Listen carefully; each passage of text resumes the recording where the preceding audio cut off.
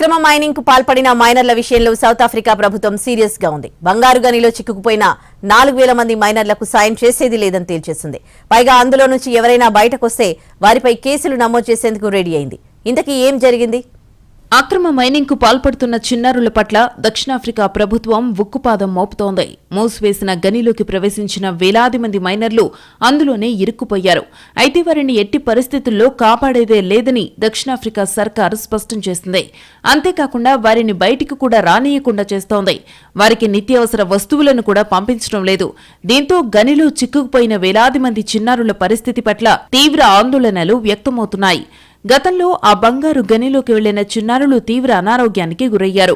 ఇప్పుడు అదే గనిలో 4000 మంది చిన్నారులు ఉండడంతో వాళ్లంతా ఎలా ఉన్నారా అనే ఆందోళన పెరుగుతోంది. మూసివేసిన గనిలో ఏవైనా బంగారం దొరుకుతుందేమోననే ఆశతో చిన్నారులు వెళ్లారు. బంగారం సంగతి పక్కన పెడితే ప్రాణాల మీదకు వచ్చింది. వారిని కాపాడేందుకు అనుమతించని దక్షిణాఫ్రికా ప్రభుత్వం గనికి తలుపులు కూడా మూసేసింది. అంతేకాకుండా గనిలో నుంచి బయటకొచ్చే చిన్నారుల కోసం క్లోజ్ ది హోల్ ఆపరేషన్ను చేపట్టింది. ఒకవేళ తప్పనిసరి పరిస్థితుల్లో చిన్నారులు బయటకొస్తే వారిని అరెస్టు చేసేందుకు ఏర్పాట్లు చేస్తోంది.